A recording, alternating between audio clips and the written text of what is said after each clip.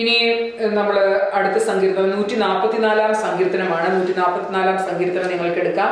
132, 144 നമ്മൾ അവസാനത്തിലേക്ക് വരികയാണ്.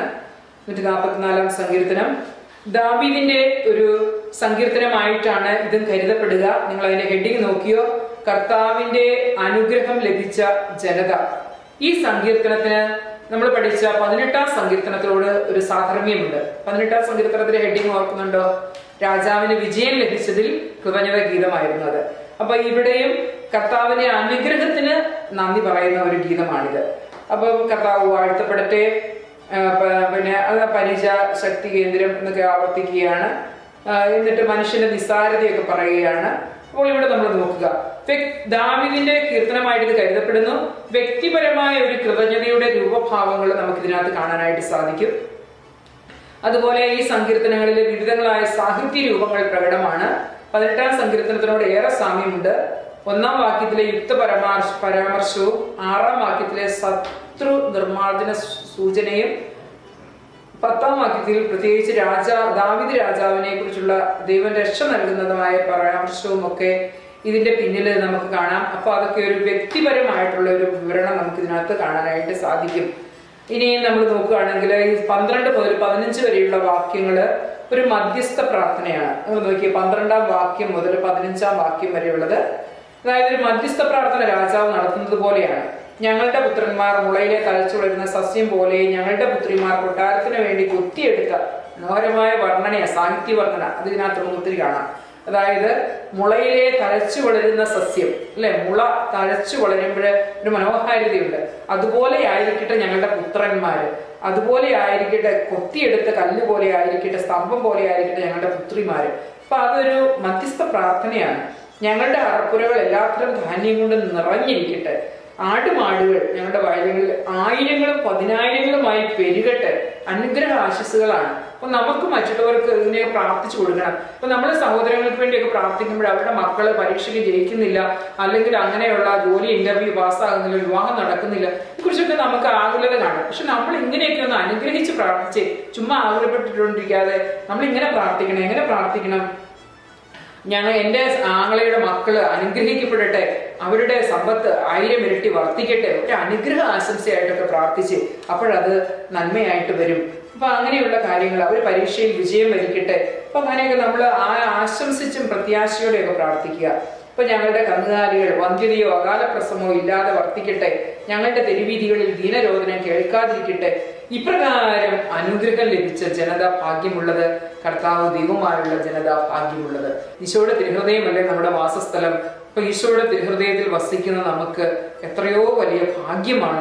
ഇവിടെ സങ്കീർത്തകൻ പറയുകയാണ്, ഇപ്രകാരം അനുഗ്രഹം ലഭിച്ച ജനത ഭാഗ്യമുള്ളത്, കർത്താവ് ദൈവമായുള്ള ജനത ഭാഗ്യമുള്ളത്. ഈശോയുടെ തിരുഹൃദയത്തിൽ എനിക്ക് അഭയം നൽകുന്നതിൽ ഒക്കെ അഭിമാനിക്കാൻ സാധിക്കണം. ഞാനിങ്ങനെ ചില പോയിന്റുകൾ നമ്മുടെ ജീവിതത്തോട് ചേർത്ത് പറയുന്നത് നമുക്ക് ഈ സങ്കീർത്തനം മറക്കാതെ വീണ്ടും വായിക്കുമ്പോൾ ഇതൊക്കെ ഓർമ്മ വരാൻ വേണ്ടിയിട്ടാണ്. അപ്പൊ ദൈവം രക്ഷ നൽകുന്ന വിവരണം നമ്മൾ ഇതിനകത്ത് കാണുന്നു. അതുപോലെ മധ്യസ്ഥ പ്രാർത്ഥന കണ്ടു. ഇനി ഇതിനകത്ത് പറയുന്നുണ്ട് രാജാവിന്റെ പ്രാർത്ഥന എന്നീ സങ്കീർത്തനത്തെ വിളിക്കുന്നതിന്റെ കാരണം ഇവിടെ ഇങ്ങനെയുള്ള പ്രാർത്ഥനകൾ കാണുന്നത് കൊണ്ടാണ്. ഇനി ഇതൊരു ആരാധനയുടെ പശ്ചാത്തലത്തിലായിരിക്കാം രാജാവ് ഇങ്ങനെ നന്ദി പ്രദർശിപ്പിക്കുന്നത്. ഏതാനും അനുഗ്രഹ ആശംസകളൊക്കെ നമ്മൾ ഇതിനകത്ത് വായിച്ചു കണ്ടു. യുദ്ധത്തിന്റെയും സമാധാനത്തിന്റെയും സമയങ്ങളിൽ രാജ്യത്തിന് വേണ്ടിയുള്ള ദാവീദിന്റെ ചിന്തകളാണ് ഈ സങ്കീർത്തനത്തിൽ നിഴലിക്കുന്നത്. ദാവീദ് വളരെ സമർത്ഥനായ ഒരു പോരാളിയായിരുന്നു. ഏതൊരു പോരാളിയുടെയും പിറകിൽ ദീർഘനാളത്തെ പരിശീലനമുണ്ട്. തന്റെ വിജയത്തിന് പിറകിലുള്ള പരിശീലകൻ ആരാണ്? ദൈവമാണെന്നാണ് ദാവീദ് പറയുന്നത്. ആട്ടിടയനായിരുന്ന ദാവീദിന്റെ കരങ്ങൾക്ക് ഇടയവടിയും വിരലുകൾക്ക് മനോഹരമായ സംഗീതം ഉതിർക്കുന്നതിനുള്ള കഴിവുമേ ഉണ്ടായിരുന്നുള്ളൂ. എന്നാൽ കാലം പിന്നിട്ടപ്പോൾ ദൈവം ദാവീദിന്റെ കരങ്ങളെ യുദ്ധത്തിനും വിരലുകളെ പടപൊരുതാനും പരിശീലിപ്പിച്ചു. അപ്പൊ അതുകൊണ്ടാണ് ഇവിടെ പറയുക, യുദ്ധമുറ അഭ്യസിപ്പിച്ചത് കർത്താവിന്റെ കരങ്ങളാണെന്നാണ് പറയുക. ദാവീദ് വെറും ഒരു ഇടയ പയ്യനായിരുന്നു, ദാവീദിനെ യുദ്ധമുറ അഭ്യസിപ്പിച്ചത്. അപ്പൊ ഇവിടെ പറയുന്നുണ്ട്, ഞാൻ അങ്ങേക്ക് ഒരു ദശതന്ത്രീനാദത്തോടെ ഞാൻ അങ്ങയെ പുകഴ്ത്തും. ഇന്ന് പറയാറുണ്ട്, നമ്മൾ കൈകൊട്ടി 5 വിരൽ, ഈ 5 വിരലും 10 ദശതന്ത്രീനാദം നമ്മൾ കൈയടിച്ച് കർത്താവിനെ കൈകൊട്ടിയൊക്കെ മഹത്വപ്പെടുത്തണം. നമ്മുടെ വിരലുകൾ കൈകൾ ഉയർത്തി സ്തുതിക്കുകയൊക്കെ ചെയ്യണം. അപ്പൊ അതൊക്കെ അങ്ങനെ നമുക്ക് എടുക്കാൻ സാധിക്കണം. നമ്മുടെ ദിവനങ്ങളൊക്കെ ഇതിനകത്ത് പറയുന്നുണ്ട്. മനുഷ്യൻ എന്താണ്? നമ്മളൊക്കെ ആരാണ്? വെറും തൃണം, അല്ലെ? മനുഷ്യൻ ഒരു ശ്വാസത്തിന് തുല്യനാണ്. 4-ാം വാക്യം നോക്കി, എത്ര നിസ്സാരമാണ്. അവന്റെ ദിനങ്ങൾ മാഞ്ഞു പോകുന്ന നിഴൽ പോലെയാണ്. അപ്പൊ ഇവിടെയും ഒരു പ്രാർത്ഥനയുണ്ട്. ആകാശം ചായച്ചിറങ്ങി വരണമേ. പ്രകൃതിയൊക്കെ വിളിക്കുകയാണ്. നമ്മൾ ഇതൊക്കെ 18-ാം സങ്കീർത്തനത്തിൽ കണ്ടതാണ്. കർത്താവേ, ആകാശം ചായച്ചിറങ്ങി വരണമേ, കാറ്റിൽ അന്ധകാരത്തിലൊക്കെ ഇറങ്ങി വരണമേ എന്ന് ഇവിടെ പറയാണ്. ഇടിമിന്നലെ ചിതറിക്കണമേ, അസ്ത്രങ്ങൾ അയച്ച് തുരത്തണമേ. അപ്പൊ പ്രകൃതിയോട് ചേർത്തുള്ള ഒരു സാഹിത്യ വർണ്ണനയൊക്കെ ഇതിനകത്ത് ഏറെയുണ്ട്.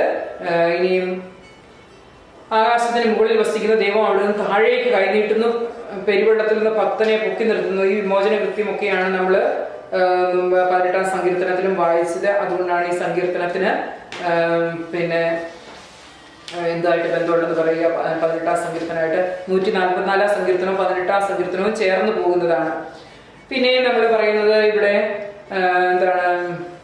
ആകാശത്തിന് മുകളിൽ വസിക്കുന്ന ദൈവം അവിടെ നിന്ന് താഴേക്ക് കൈ നീട്ടുന്നു. പെരുവെള്ള ശത്രുവിന്റെ പ്രതീകമാണ്. നമ്മൾ അതിന്റെ സമാപനത്തിലേക്ക് വരികയാണ്. മിശിഹായുടെ ഭരണകാലത്ത് യാഥാർത്ഥ്യമാകുന്ന ഐശ്വര്യ സമൃദ്ധി തന്നെയാണ് ഈ സങ്കീർത്തനങ്ങളിലും പറയുക. യുദ്ധക്കെടുതിയും ദാരിദ്ര്യവും പട്ടിണിയും അസ്വസ്ഥതകളും അകന്നു കിട്ടുവാൻ സാധാരണ ആഗ്രഹിക്കുന്ന ഭരണാധികാരികളായതിനാൽ ഭരണാധിപന്റെ ആശംസയായി നമുക്കിതിനെ കാണാം. അപ്പൊ ഇതൊരു രാജാവിന്റെ പ്രാർത്ഥനയാണ് എന്നല്ലെങ്കിൽ പറയാൻ കാരണം ഇതാണ്.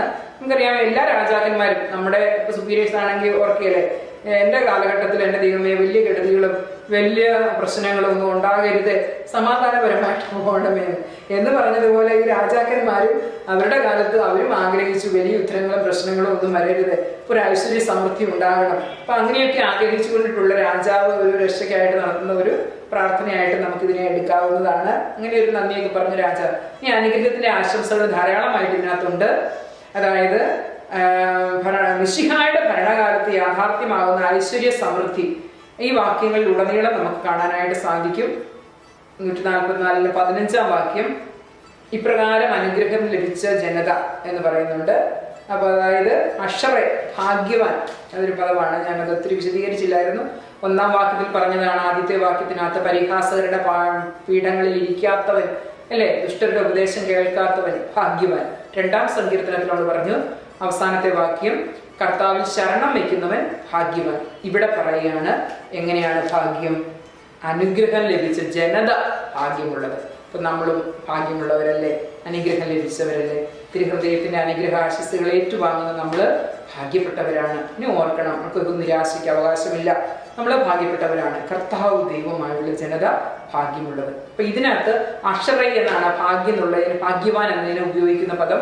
അപ്പൊ അത് ഇവിടെ നാം കർത്താവ് ദൈവമായുള്ള ജനത ഭാഗ്യമുള്ളത്.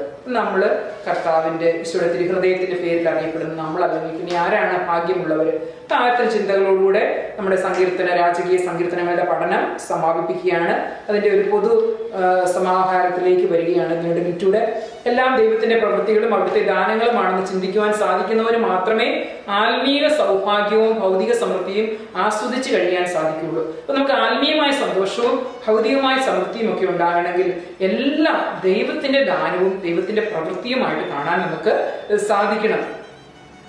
നമ്മുടെ മാത്രം കഴിവുകൊണ്ട് ഒന്നും നേടാൻ നമുക്കാവില്ല. അതുകൊണ്ട് അധ്വാനം നിഷ്പ്രയോജനമാണെന്ന് വരുന്നില്ല, നമുക്ക് നേട്ടമുണ്ടാകുന്നില്ല എന്ന് മാത്രം. നമുക്ക് 2 ചിന്തകൾ പ്രചോദനം വേണം. ഒന്ന്, ദൈവമാണ് നമ്മുടെ കരങ്ങളെ പ്രവർത്തന നിരതമാക്കുന്നത്. 2, നമ്മുടെ പ്രവൃത്തി വഴി ദൈവത്തിന് വേണ്ടി ജോലി നിർവഹിക്കുക, അല്ലെ ദൈവം നമ്മിൽ പ്രവർത്തിക്കുകയാണെന്ന് നമ്മൾ ചിന്തിക്കണം. ഇനി നമ്മുടെ പ്രവൃത്തികൾ വ്യാജമോ കാപട്യമോ നിറഞ്ഞതായാൽ അത് വിഗ്രഹാരാധനയാണ്. ഇപ്പം കാപട്യം, വക്രത, വഞ്ചനയൊക്കെ നമ്മളിൽ നിറഞ്ഞിട്ടുണ്ടെങ്കിൽ നമ്മൾ യഥാർത്ഥത്തിൽ വിഗ്രഹാരാധകർ തന്നെയാണ്. വിശ്വസിക്കാത്ത യഹൂദരുടെ പ്രവൃത്തികളെ കുറിച്ച് നിങ്ങൾ പിതാവിന്റെ പ്രവൃത്തികൾ ചെയ്യുന്നു എന്ന് പറഞ്ഞതും ഈ ചിന്തയുടെ പശ്ചാത്തലത്തിലാണ്. അപ്പൊ ഈശോ പറഞ്ഞില്ലേ, ഞാൻ ചെയ്യുന്ന പ്രവൃത്തികൾ പിതാവിന്റെ പ്രവൃത്തികളാണ്. എന്നാൽ വിശ്വസിക്കാത്തവരായ നിങ്ങളിൽ ചിലരുണ്ട്, അത് ശരിയായ പ്രവൃത്തിയല്ല ഈശോ പറഞ്ഞു. അപ്പൊ വിശ്വസിക്കണം ദൈവത്തില്.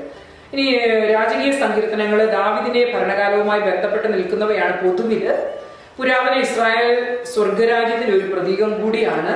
അപ്പൊ ഇസ്രായേലിലെ രാജാവ് എന്നൊക്കെ പറയുമ്പോൾ സ്വർഗത്തിലെ രാജാവ് ആരാണ്? നമുക്കറിയാം, മിശിഹായാണ്.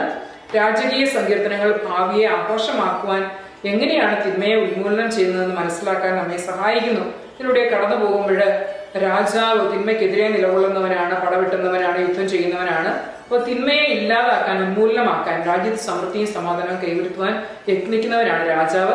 അത് ഈ സങ്കീർത്തനങ്ങളിലൂടെയൊക്കെ കടന്നു പോകുമ്പോൾ നമുക്ക് മനസ്സിലാക്കാൻ സാധിക്കും. പിന്നെ തിന്മകൾ പെരുകുമ്പോൾ ഭൂമിയിൽ വിശ്വാസത്തിന് വേണ്ടി ക്രൈസ്തവർ പോരാടേണ്ടി വരുമ്പോൾ രോഗപീഠങ്ങളുടെ പ്രകൃതി ദുരന്തങ്ങൾ കൊണ്ട് മനുഷ്യൻ വേദന അനുഭവിക്കുമ്പോൾ ഭാവിയിലൂടെ പ്രതീക്ഷയിലേക്ക് നോക്കാൻ ഈ സങ്കീർത്തന പഠനം നമ്മളെ സഹായിക്കണം. ദൈവരാജ്യത്തിന് വേണ്ടി അധ്വാനിക്കുന്ന രാജാവ് ദൈവത്തിന്റെ പ്രമാണങ്ങളും കൽപ്പനകളും ചട്ടങ്ങളുമാണ് രാജാവിന് ഏറ്റവും പ്രിയങ്കരം. അതുപോലെ നമുക്കും ഏറ്റവും പ്രിയങ്കരമാകേണ്ടത് കർത്താവിന്റെ നിയമമാണ്, ദൈവവചനമാണ്. ഇന്ന് നിയമം എന്നതിനേക്കാൾ നമ്മൾ പറയുന്നത് വചനം എന്നാണ്. അപ്പം വചനം, അങ്ങയുടെ വചനം എൻ്റെ പാദങ്ങൾക്ക് വിളക്കും വഴികളിൽ പ്രകാശമാകണം, അത് നാവിന് മാധുരിയാകണം, അത് വയറിന് ഭക്ഷണമാകണം. അല്ലെ, ജെറമ്യായോട് പറഞ്ഞു ചുരുൾ ഭക്ഷിക്കുക. അത് ഭക്ഷിച്ചപ്പോൾ അതെനിക്ക് ആനന്ദാമൃതമായെന്നാ പറയുക. വിലകെട്ട പറയാതിരിക്കാൻ നിന്റെ നാവ് നല്ല വചനങ്ങൾ മാത്രം പറഞ്ഞാൽ നിന്റെ നാവ് എൻ്റെ നാവ് പോലെയാവും. അപ്പൊ ദൈവവചനം ഉരുടുന്ന നാവാകുക നമ്മുടേത്. അപ്പോൾ ദൈവത്തിന് ഏറ്റവും പ്രിയങ്കരനാക്കി തീർക്കുന്നത് രാജാവിന് ദൈവിക നിയമത്തിന് മുമ്പിലുള്ള സമർപ്പണമാണ്. അപ്പൊ നമ്മൾ വചനം അനുസരിച്ച് പ്രവർത്തിക്കുമ്പോൾ നമ്മൾ കർത്താവിന്, നിങ്ങൾ എന്റെ സ്നേഹിതരാണെങ്കിൽ നിങ്ങൾ എന്റെ വചനത്തിൽ നിലനിൽക്കും, നിങ്ങൾ വചനം പാലിച്ചാൽ നിങ്ങൾക്ക് ഇഷ്ടമുള്ളത് ചോദിക്കാം. അപ്പൊ നമ്മൾ ഇത് ഓർക്കുക, വചനത്തിലേക്ക് നമ്മളെ തന്നെ സമർപ്പിക്കുക. രാജാവ് ഏതൊരു നേതാവിന്റെയും പ്രതീകമാണ്. ഏതെങ്കിലുമൊക്കെ തരത്തിൽ നമ്മളും നേതൃത്വം വഹിക്കുന്നവരാണ്. ദാവീദ് തന്റെ വിധം നിറവേറ്റുന്ന നേതാവിനെ സഹായിക്കുവാൻ ദൈവം തന്റെ സകല ശക്തികളും ഉപയോഗിക്കും എന്ന് രാജകീയ സങ്കീർത്തനങ്ങൾ നമുക്ക് പറഞ്ഞു തരുന്നുണ്ട്. ഇല്ലേ, ആകാശം ചായച്ചിറങ്ങി വരുന്ന ദൈവം, കാറ്റിന്റെ വർഷങ്ങളിൽ സഞ്ചരിച്ചു വരുന്ന ദൈവം, കൂരിരുട്ടിനെ പരിചയാക്കുന്ന ദൈവം. അപ്പൊ അങ്ങനെയുള്ള ദൈവത്തെയാണ് നമുക്ക്, ദൈവത്തിന് വേണ്ടി നമ്മൾ നിന്നു കഴിഞ്ഞാൽ നമ്മുടെ സഹായിയായിട്ട് ലഭിക്കുക. ഇനി ആത്യന്തികമായ വിജയം ഒരിക്കലും ആരുടേതായിരിക്കില്ല, തിന്മയുടേതായിരിക്കില്ല, നന്മയുടേതായിരിക്കും.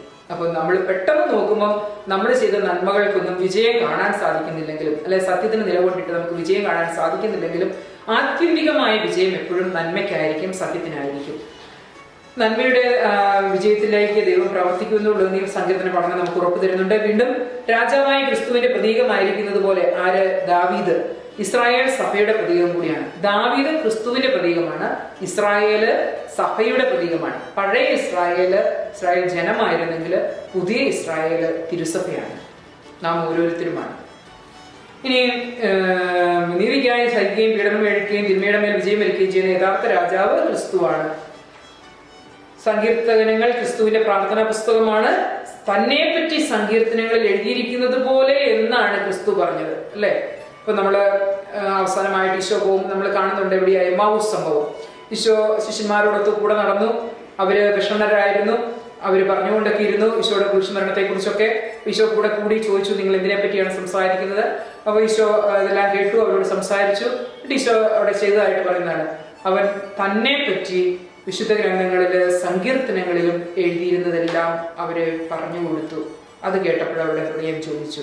അതുകൊണ്ട് സങ്കീർത്തനങ്ങളിൽ മിശിഹായെ കുറിച്ച് ഒത്തിരി എഴുതിയിട്ടുണ്ട്.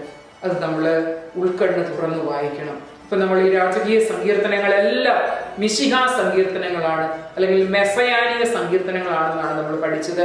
എങ്ങനെയാണ് ക്രിസ്തു അതിൽ പ്രതിഫലിപ്പിച്ചത്? ക്രിസ്തുവിന്റെ രാജ്യത്വം, ക്രിസ്തുവിന്റെ പൗരോഹിത്യം, ഇതെല്ലാം നമ്മൾ കണ്ടു. പുത്രത്വം നമ്മൾ കണ്ടു 2-ാം സങ്കീർത്തനത്തില്. നീ എന്റെ പുത്രനാണെന്ന് നിനക്ക് ജന്മത്തിൽ, നീ എന്റെ വലതുഭാഗത്തിരിക്കുക, നീ എന്നേക്കും പുരോഹിതനാണ്. ഈ വചനങ്ങളൊക്കെ നമ്മുടെ മുൻപിൽ നിൽക്കണം. അപ്പം ബൈബിൾ പഴയ നിയമം പുതിയ നിയമത്തിന്റെ മുന്നോടിയാണ്, നിഴലാണ്. പുതിയ നിയമം പഴയ നിയമത്തിന്റെ പൂർത്തീകരണമാണ്. പഴയ നിയമം ക്രിസ്തുവിലേക്ക് വിരൽ ചൂണ്ടുന്നു, പുതിയ നിയമം ക്രിസ്തുവിൽ പൂർത്തീകരിച്ചിരിക്കുന്നു. അപ്പൊ ഈ അർത്ഥത്തിൽ ക്രിസ്തുവിനെ കണ്ടുകൊണ്ട് ക്രിസ്തുവിലൂടെ നമ്മൾ പുസ്തകം വായിക്കണം. ക്രിസ്തുവിന്റെ പ്രാർത്ഥനാ പുസ്തകമായിരുന്നു സങ്കീർത്തനം. അപ്പോൾ സങ്കീർത്തനങ്ങളിൽ ക്രിസ്തുവിനെ കുറിച്ച് എഴുതിയിരിക്കുന്നത് നമ്മൾ തിരിച്ചറിയണം. സങ്കീർത്തനങ്ങളിലെ യഥാർത്ഥ രാജാവ് ക്രിസ്തു തന്നെയാണ്.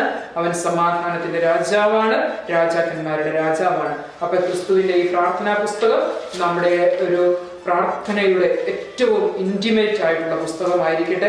നിന്റെ പിതൃഗ്രഹത്തെ നീ മറന്നു കളയുക, ബന്ധുജനത്തെ മറന്നു കളയുക. അപ്പോൾ രാജാവ് നിന്റെ അഴകിലാണ് അനുരക്തനാകും. അപ്പൊ നമ്മുടെ അഴക്, ആന്തരിക സൗന്ദര്യം, ഹൃദയം, വിശ്രമസ്ഥലം ഈശോയ്ക്ക് വേണ്ടി ഒരുക്കി അതില് രാജാവിനെ ഇങ്ങനെ ആകർഷിക്കാൻ എപ്പോഴും നമുക്ക് നന്മ കൊണ്ട് നിറയ്ക്കാം. രാജകീയ സങ്കീർത്തനങ്ങളുടെ പഠനം ഇവിടെ സമാപിപ്പിക്കുന്നു. എന്നെ ശ്രമിച്ച നിങ്ങൾക്ക് എല്ലാവർക്കും ഹൃദയം നിറഞ്ഞ നന്ദി അർപ്പിക്കുന്നു. എനിക്ക് വേണ്ടിയും പ്രാർത്ഥിക്കണമേ. ആമേൻ.